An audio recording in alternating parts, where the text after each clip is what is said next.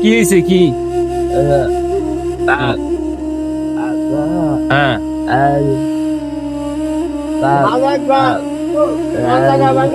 আচ্ছা, এটার জন্য কথা বলতে পারো না? ডাক্তার দেখাইছিলা? কি বলছে? টাকা লাগবে? টাকা কত কত টাকা বলছে? হ্যাঁ 50,000 টাকা লাগবে এইটুক ঠিক করার জন্য। এখন কি টাকা পয়সা ম্যানেজ করতে পারো নাই? হ্যাঁ হাতেরও সমস্যা? হ্যাঁ